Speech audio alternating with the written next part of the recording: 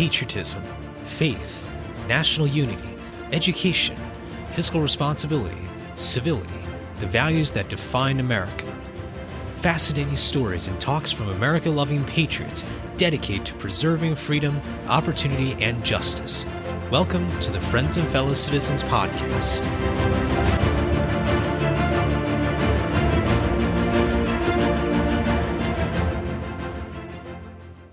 Hello, everybody, and welcome to another episode of Friends and Fellow Citizens. I'm your host, Sherman Tylowski, and I've got another great guest today. He actually was one of the first guests on Friends and Fellow Citizens, but today is his first ever in 2021 debut back on the show.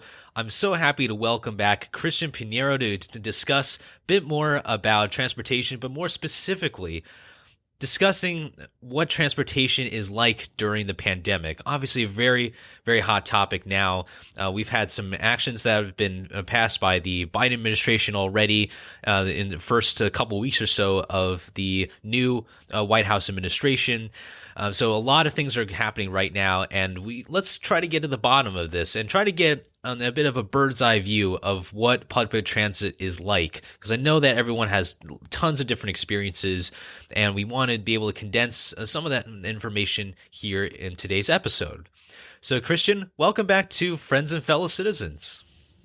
Thank you, Sherman. It's always a pleasure to be back. I do appreciate being back on the show. I'm a huge fan, as you know.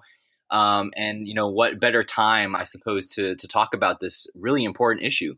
And so I look forward to kind of getting into the weeds with some of these topics and emphasizing the need of public transit and seeing, where we can move forward with this. So thank you so much again. Absolutely. I mean, you're very welcome, and you're always welcome on the show. This is one of the great traditions of Friends and Fellow Citizens. You know, we stick together. We stick together as communities, and whether it's the host, the guest, or the listeners, we're all in this together, right? So the first thing I want to look at is really we need to get a sense of the impact of COVID on public transit. I think a lot of us are familiar, generally speaking, with maybe a number or two. Maybe we just need to get a better sense of some of the more specifics. So, for example, on ridership decline. So, Christian, what can you tell us about the kinds of trends and examples that you're seeing with ridership on public transit during COVID-19? Well, Sherman, I will tell you, it's been a rocky road for a lot of public agencies. We actually just got word today that the CDC has actually now required a mask mandate on all public transit.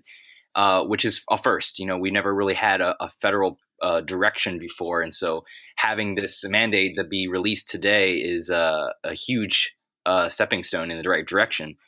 But for most public agencies, you know, I think of places like the New York MTA, you know, they've seen levels down to 90% when it comes to ridership.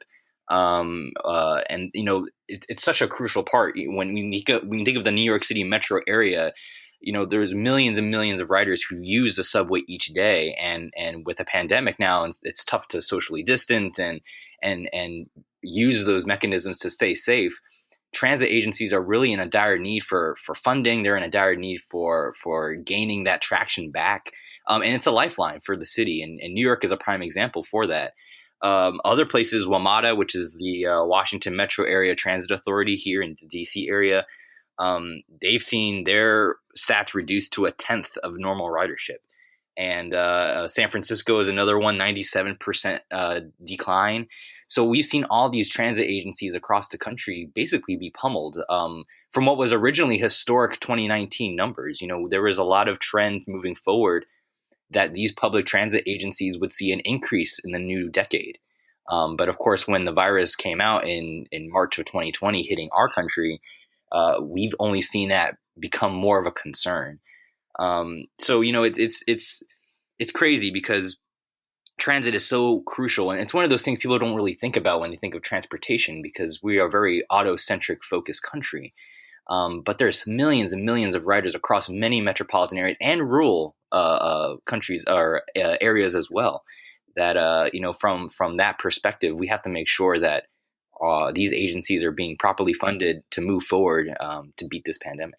Did have a question about kind of the safety on public transit, because that's the other concern, right? Is not just the low ridership. We'll talk a little bit about teleworking and working from home later, but I think it's also the other irrational aspect of it, which is in a way understandable, which is the fact that people are scared, obviously scared of of catching the virus and potentially even infecting others without knowing about it. How big of a factor do you think that is on ridership for public transit? It's a huge role, and everyone is always focused on safety is always any transportation agency's number one priority, and assuring that they can gain public trust to allow people to feel comfortable riding back on transit again is huge. From a PR standpoint and marketing, you really have to convince a lot of Americans to understand that the benefits of transit are still there, and that these agencies are working hard to ensure that safety. Sarah Feinberg, who runs NYC's MTA, she's an acting president. She made a huge campaign about emphasizing the need for masks being offered on every station, sanitization stations on each platform. A lot of the employees and the workers, they're being masked up and being protected with shields and everything.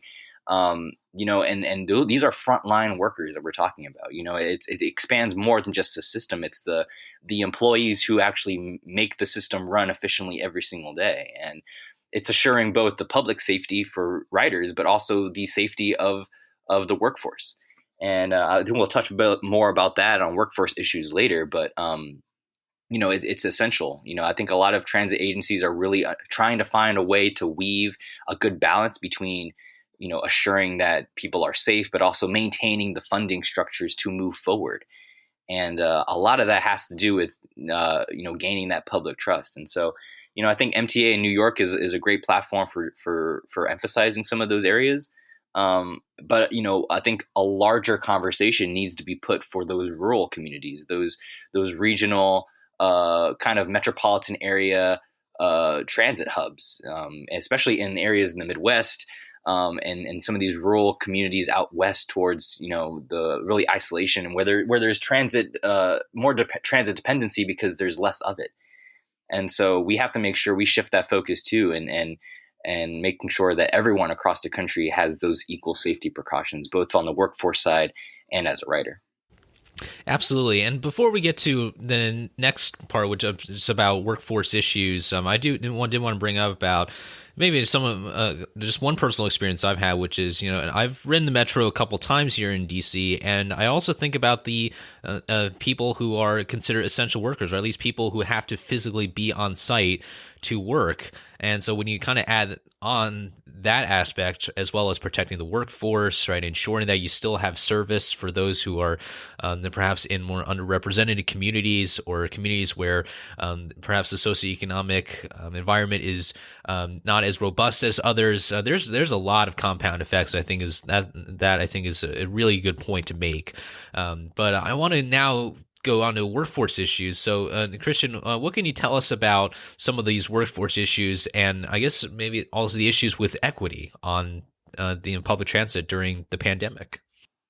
Sherman, I think equity is a key point when you talk about transit, because transit is, it affects people differently depending on where you live, who you are, the geography and the demographics that you're a part of. About half of the nation's transit users are bus riders, for example. Bus ridership is the largest use for transit ridership.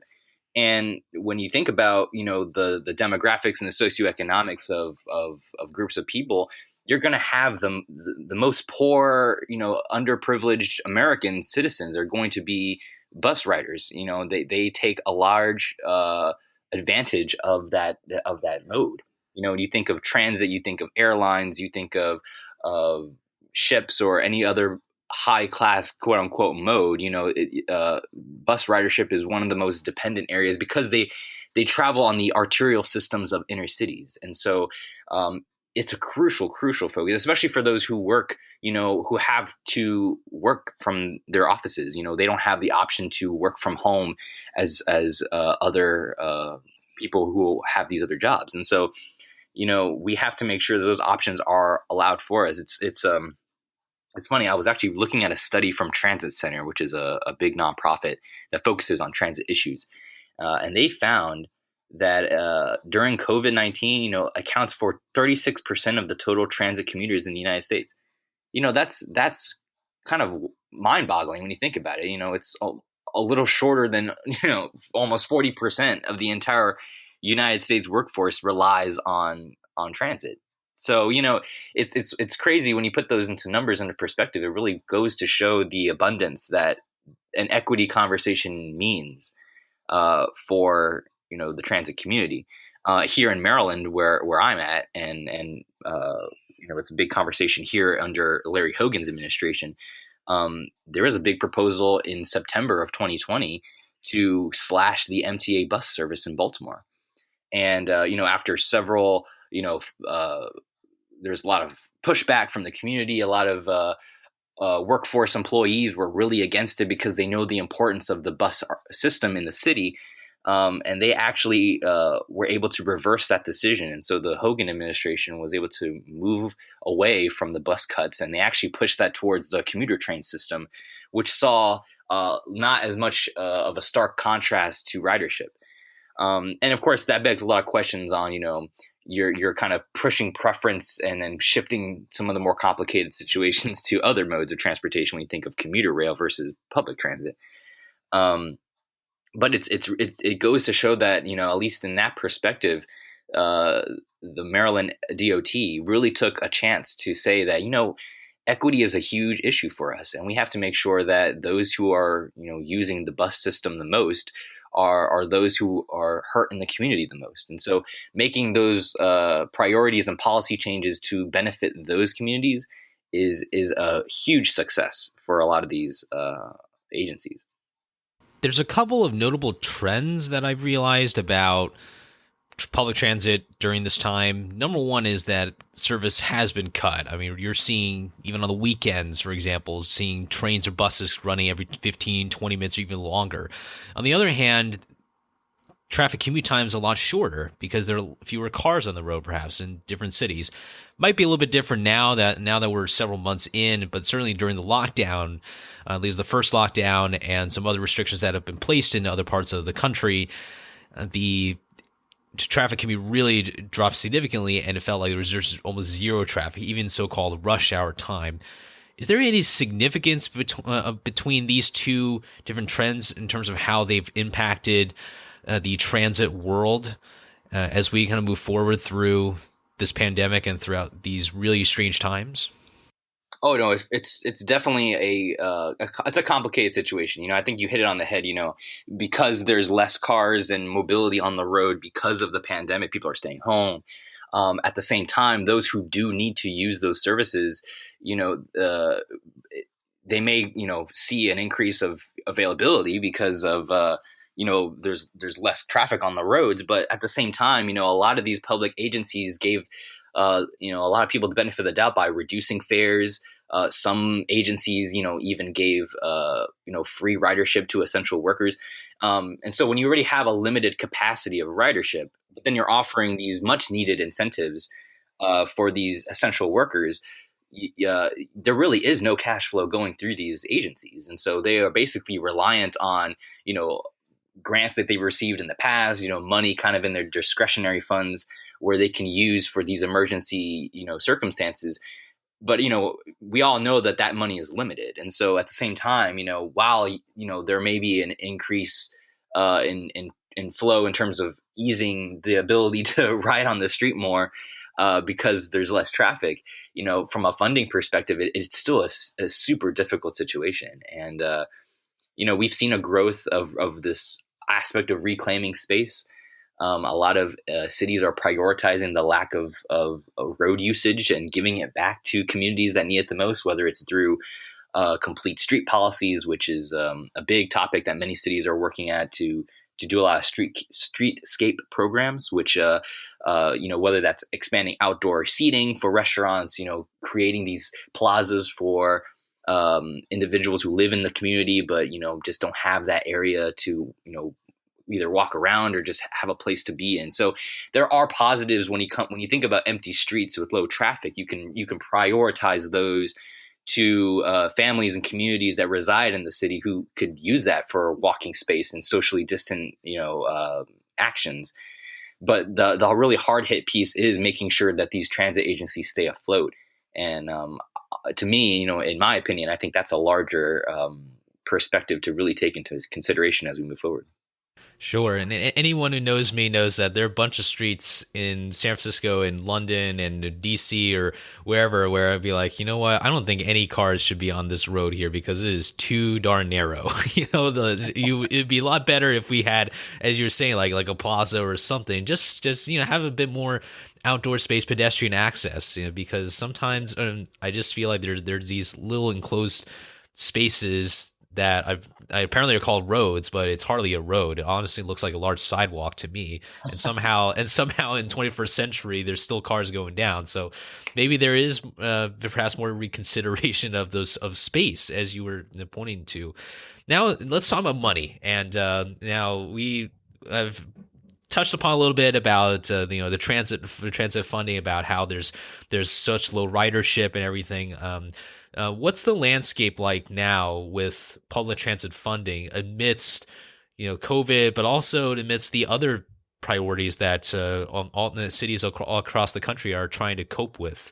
Just give us kind of a bit of a 360 view of the impact of COVID on public transit funding. Yeah, it's been a really tough whirlwind for a lot of these agencies. I feel for the essential workers who have to use these systems. My mother, she works as a respiratory therapist for one of our local hospitals, and I just have so much praise and thanks for these men and women in the medical sphere, and beyond. Teachers, everyone who uses these essential services who are deemed essential workers. They've really taken a toll on this. And so I'd be remiss to not extend my gratitude for them and all the work that they do. But when you think of the conversation of funding, a lot of these agencies have had to make some really, really tough decisions. San Francisco, a city you're very familiar with, their MTA system agency, they faced so many layoffs and impending layoffs that are soon to come. There's a report in the Examiner that I read a couple weeks ago that said they're thinking SFMTA, which is the city's MTA, is thinking about over 1,000 layoffs, which is about 22% of the workforce in the agency that could see layoffs at the end of this fiscal year. And so that's about a budget deficit of over $60 million. And that can take a toll when you think of funding. You have to really think about not to go back on workforce, but it really does stem back to the people who make it happen. When it comes to funding directly, there have been kind of two main pillars of funding in the past, I guess, close to a year as we approach March. But I think everyone's familiar with the CARES Act that was passed in March of 2020. That initial package from the federal government, gave $25 billion to public transit in a mix of formula operating funds and then capital grant funds. Which was a split between different public agencies, and also provided about $1 billion to Amtrak too, because people have to realize that Amtrak is a great public service as well when you think of passenger rail. And so that was a great platform that many states took advantage of when we first got hit with the pandemic a year ago. And most agencies, they utilize that money up until December. And so, of course, the big conversation that we recently had with former President Trump's administration, they had the emergency relief fund that provided an extra $114 billion for COVID relief, which was a huge stepping point as well. But a lot of these agencies, there was a threshold. I think many agencies were requesting a total of like $30 billion for the entire industry. And there just wasn't enough cash flow from the federal government providing these services. And so, there has been some uplift. There's been a large saving grace. A lot of these agencies probably would be bankrupt now if it wasn't for some immediate federal help. And of course, many of these solutions are driven by money. And so more money into these agencies will help them in the long term. And I think moving forward, we think of the Biden administration, President Biden has his $1.9 trillion relief plan, and within that package, is an additional $20 billion for transit systems. And so, there's this continual resurgence in the conversation of the need that transit is essential for mobility. It's essential for the livelihood of all Americans. And so I'm optimistic that the Biden administration can set forth this path forward for the federal government to provide more funding. But it's difficult when there's many transit agencies and they kind of all want a piece of the pie. And it's really hard to make sure that there's an equal balance. So it's an interesting conversation, but it's been one that hopefully can end soon.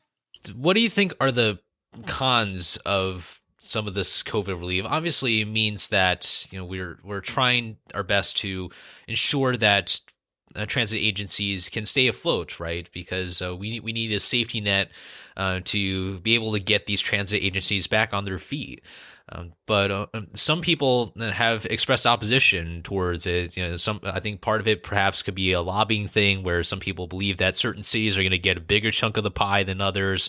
Others are saying that maybe we need to focus more on, for example, funding, ensuring that the funding goes to R&D or something. Something that's more long term. So, what do you think are some of the cons of some of this COVID relief that you have found in your reading and research?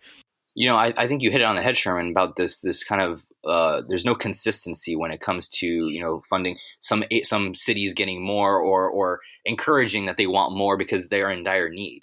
The CARES Act grant that was passed back in 2020, they had a federal stipulation attached to that where grant money could not exceed, I think it was about 75% of urban areas for their operating costs from prior years. And it was a similar, or actually it was a higher percentage for rural areas. It was like over 100% or something like that. They actually got more. But when we think about a broader scope, the New York MTA has a huge funding package of its own. And to have a limitation on a certain threshold to give them, there are times where you can feel that there's kind of this imbalance. And metro areas like New York, like DC, Chicago, LA, these major hubs that integrate a lot of transportation networks surrounding it. It's not just the inner city, it's the suburbs, it's the metropolitan area as a whole, which accounts for a lot of area. They're not seeing as much of a federal push of funding that they need to. And so I wish I had a better answer, but unfortunately it really does come down to, we just need more money in the pot, and states and localities, need to find ways to better utilize and disseminate that balance. But it really all comes from the federal government when you think about, a national perspective. I think, one of the biggest controversies, in my opinion, was the use of airlines. I think they got about over $20 billion alone, specifically for just airports. And when you think about the numbers, there's less people flying than there are people taking public transit. And so, that those are one of those difficult decisions you have to really emphasize. What areas need more money the most? And in my opinion, the transit agencies are the ones that are hurting the most. And so you have to tackle the problem where there's an easy solution, and that's providing more funds to the places that need it the most, which are essential workers for transit, essential workers for any type of rail mobility or having this space available to them. And so, it's one of those big debating questions. I don't work in federal government. I'm not a federal employee, so I don't know deep in the weeds of what really is going on. But, as an outsider looking in, there are a lot of gaps that can be filled. It seems like the whole world is constantly asking itself, what does a return to normal mean? How do we get there? What is a new normal? What is a 2021 normal? And there's so many ideas out there, but what are your thoughts about what becomes permanent, what becomes temporary, and what becomes largely the same in 2021 and beyond? Yeah, it's going to be there's a lot of innovation going on with agencies in the transportation world. And this, in my opinion, there really is. It's difficult. It's a difficult pill to swallow when people keep saying post COVID. I think COVID is one of those things where it will be around with us, and we will have to learn to mitigate it and learn to coexist with it. And I'm thrilled that there's been so much progress in the vaccine world. there's been that, and that's just another portion of the innovation side, that we have this technology that is able to ramp up this vaccination process. Of course, it could be much faster, and that's a whole different conversation we could talk about. But I'm not a medical expert, so I'm sure you can have someone else on your podcast talk a little bit more about vaccine distribution. But we think about post-COVID world for transit. COVID has really changed the dynamic of working, and thus in turn has changed the dynamic of mobility. More telework means less ridership. And in this new environment, many businesses have already opted for permanent working from home policies, or being a little bit more flexible on how they mitigate, this kind of work from home balance. And so that can actually have a big role when it comes to the urban landscape as a whole. That means lower rent space for downtowns. Agencies can downsize their offices, can kind of save more money on the business front, which in turn can create more room for expanding needs for essential communities, whether it's the plazas we mentioned before, more housing, more integrated transportation networks, so that, there's can be less congestion when there's kind of less development around. And of course, those are all kind of, futuristic ideals, because a lot of that depends on, what's going to happen moving forward. But, I think teleworking is definitely going to be huge, because especially when you think about transit ridership relying on fares, relying on, ticket purchasings and ridership to be high, uh, I don't anticipate the numbers getting back to anywhere close to what it was in 2019 or prior, because there's been this big shift that many places and businesses are actually open to the idea of working from home. And it's kind of, I feel like in our generation, I know both you and I as young professionals in this new modern age, it may be kind of a thing of a past to go into the office 5 days a week, and that how that plays a role with transit. Maybe that means reduced service hours. Maybe that means adjusted hours for times a day to run. Maybe that means more weekend service and less weekday service, or vice versa. These are the conversations that I think some transit agencies need to have to best put the money in their pocket where they need fit. And so it's going to be it's interesting, because I think that it's an important conversation to have, but there's just so many unknowns at this point, and only time will tell on how effective the vaccines are, how effective we are to getting back to quote unquote normalcy. But it is something to look forward to. Exactly. I did have one question about kind of the role of public transit. Going back to that workplace idea. My thinking is, if certain companies and other employers were to redesign their workspace so that people perhaps are more inclined to go back to work, maybe they're not required to do so.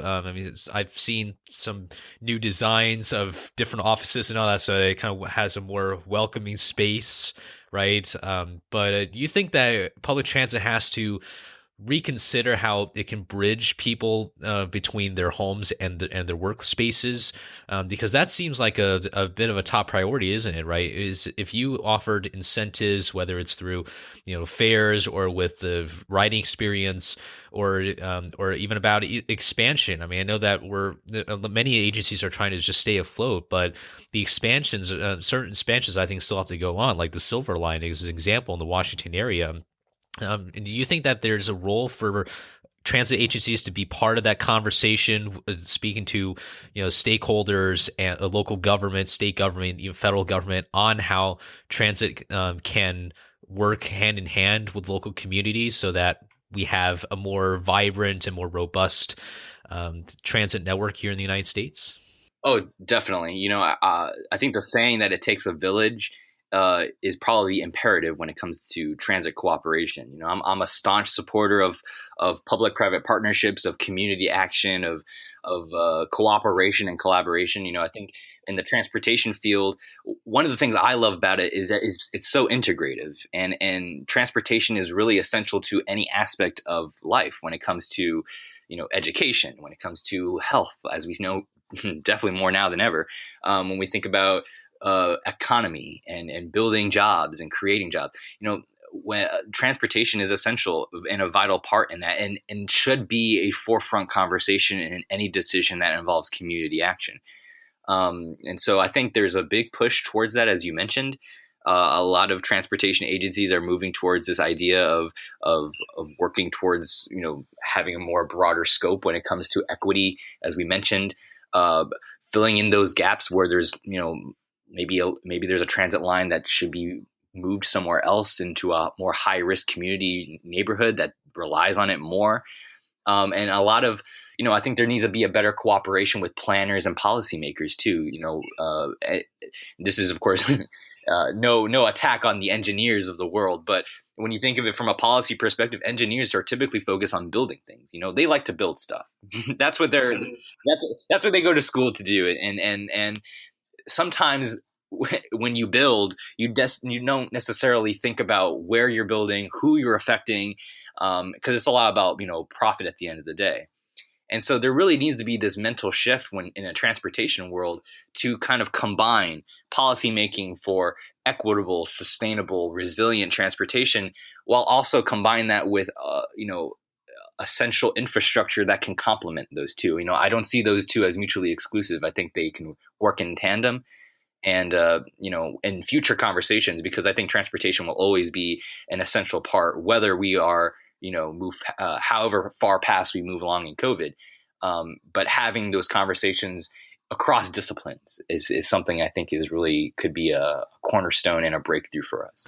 Well, I'm really glad you brought up engineers and the other stakeholders. I unfortunately am not in a position to build Lego sets and be admitted into engineering majors. So kudos to the engineers out there who are able to design such unique products for our society. And I want to now move on to our last bit here, which is about Secretary-designate Pete Buttigieg, who was Biden's pick for the Department of Transportation.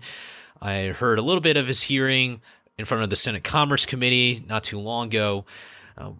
Christian, what are your thoughts about Secretary-designate Buttigieg and the priorities he has to bring to the table, not just on behalf of the Biden administration and the federal government, but also of the United States as a whole?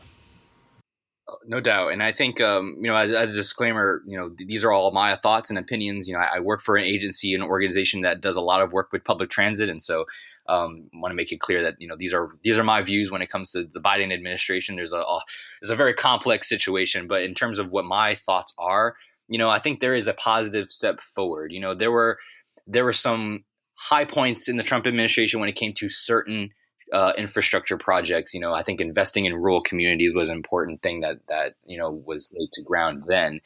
But when you think of a progressive policy decision-making process, Biden's administration, I think, will be a big push towards that. And I think Secretary Designate Pete Buttigieg, is a key player in that. He's kind of an outsider. He was mayor of South Bend, Indiana.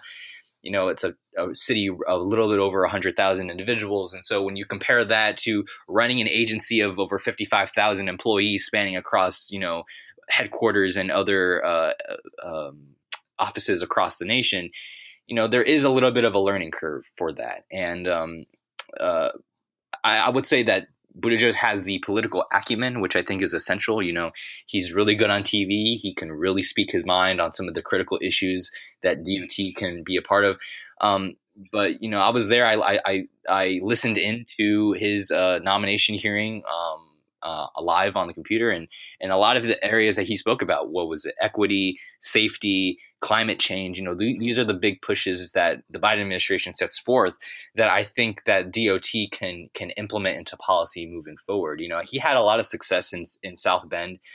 He did not have an incredible amount of transportation experience, but the transportation experience he did exude proved successful.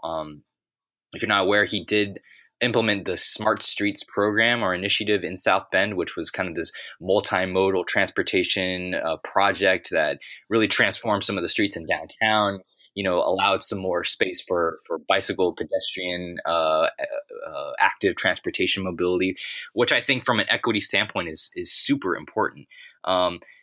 Buttigieg is also a fan of Vision Zero, which I don't know if I talked about that in my previous podcast with you, but it's kind of the safety movement that a lot of cities are taking advantage of to reduce pedestrian fatalities to zero. And so, he's the first transportation designate to emphasize that maybe a national vision zero policy is something to look forward to, and something that cities should be, aiming and striving for when you think of a safety conversation.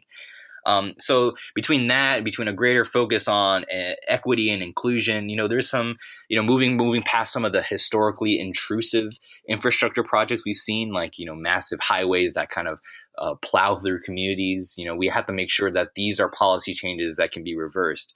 And one more thing I will say on this is that I think Buttigieg has, he's a good face for the organization, but I'm really more excited for the players in top positions that are being nominated. Polly Trottenberg, if you don't know who she is, she was the commissioner of New York City's DOT. She was the former undersecretary of transportation for policy for Obama's administration. She's been nominated to the deputy seat. So I think it's great to have this combination of transportation expertise and political expertise, which could really make for a great administration in terms of setting priorities. And a lot of other great nominees have been put into these positions. Christopher Coase worked at Smart Growth America, which is a nonprofit. He was focused on land use issues, so he got really a nonprofit perspective. Stephanie Pollack, who is the former MassDOT Secretary of Massachusetts, she's been pushed to be the deputy administrator for federal highways and really rechange the look of federal highway to be more inclusive for transit and other areas as well. So the administration as a whole I'm really looking forward to, and I think there's some good nuggets that could be produced from this administration. Very true. You've touched upon a lot of great things, and I've tuned in a little bit to the hearing and look forward to hearing the rest of it. But I agree that there's a lot of really interesting initiatives that could come out of this. Now, I want to do a bit of a role play sort of situation here as my final question for you, kind of just to be able to wrap some of this stuff up. Let's just say that you're the chief of staff to a transportation secretary, Buttigieg. And let's just say that Pete Buttigieg listened to my podcast and was a big fan of it. And you had to brief him on some of your thoughts about the principles of Washington as outlined in this podcast and how that ties in with today's conversation about COVID and the impact on public transit. What are one or two principles that you think really stand out when it comes to our discussion about COVID, and how you might be able to advise, say, Secretary Buttigieg if you were his chief of staff? Well, first of all, that would be the honor of a lifetime, and if you were to listen to this podcast, I can imagine the the rating you would get would be through the roof. So I kind of actually hope that that's true. I think that would be. I know one of the big principles that I think we touched on last time, that really still resonates with me that you mentioned of one of George Washington's kind of principal tenets is the fiscal responsibility. And I think there's nothing more pertinent to that than today when we think of limited transit funds for agencies and, advising kind of these federal officials being a little aware of like the differences of how money is managed and the balance when that comes into that. It is essential. There's a lot of imbalance in transportation for a variety of reasons. But from the federal perspective, there's really not much of a cohesion with where funding is given to, whether it's highways, whether it's transit, aviation. We need equal distribution for communities most in need and balancing federal programs and utilizing fiscal responsibility, I think, is essential for that. The gas tax is one example. I'm a big, strong supporter of that. It hasn't been raised since 1993. And so when you think of an economics perspective, really isn't generating much money at all when it comes to providing funding for transportation. Other solutions such as road pricing or fuel efficient standards and incentives for sustainable mobility, those are other aspects of fiscal responsibility that could really be utilized to create a more equitable, sustainable, and prosperous transportation system moving forward. I hope Secretary Buttigieg is listening in, because that's a really, really good point about the fiscal responsibility aspect. I mean, we often discuss all the 6 principles in tandem here, but really on that point, I would also add on that great answer, which is I highly encourage Secretary Buttigieg, if confirmed, to really work on a bipartisan basis. I know he will. I'm confident that he's getting support from both sides of the aisle. But I think to add on to his image and everything, coming from in South Bend, Indiana, regardless of our political differences or political alignments with Secretary Buttigieg or the Biden administration, we really do need more to find more ways to come together and to find bipartisan solutions, right? And to be able to say to one another that we work together on this. We worked as not just as a transit agency and everybody else, but it's the transit agency and also really the focus on the people, right? And to have all these, as many players as we can, but not to just do it just to include a lot of players, but also to do it because we want to have diverse voices. We want to have these conversations, and we want to have people to be able to share their thoughts and input. So, Christian, that is going to wrap up for our episode today. I think we had an amazing conversation, and you've put out all these great answers, and you're one of the great transportation aficionados I know of, and I'm so glad that you're able to come back on to Friends and Fellow Citizens to give us a bit of an update on public transit during this pandemic. We're obviously certainly hoping that the vaccine rollout continues and accelerates, and to see, and that way we can see more light at the end of the tunnel. And when we come out of this tunnel, we'll be able to see a lot more about what transportation is going to look like, and hopefully be able to prioritize it for the American people. No doubt. It's an essential conversation. Thanks so much, Sherman, for having me back on. I'm always happy to come back whenever you need me to. Talking about this can never go any quieter. The transportation focus is an ongoing conversation. But I want to thank you for having this platform, Friends and Fellow Citizens, to actively talk about these difficult and interesting topics, because what you do to bring it out to the masses allows me to want to do my job even better. So thank you. Well, we really do appreciate your kind words, Christian, and you certainly are welcome back on any time. No doubt that I'm going to message you and I'm going to say, Christian, you got to get back on Friends and Fellow Citizens, because these issues are going to keep coming along. These are not going to stop. And what you bring to the table is so valuable. So thank you so much. I'm going to link Christian's episode down in the show notes for all of you, for those who would like to listen to it for the first time, or for those who want to review what we discussed back in September of 2020. Please make sure to subscribe and share this podcast with your friends and family. I really appreciate all of your support. Have a great rest of your day and rest of your week, and I'll see you next time.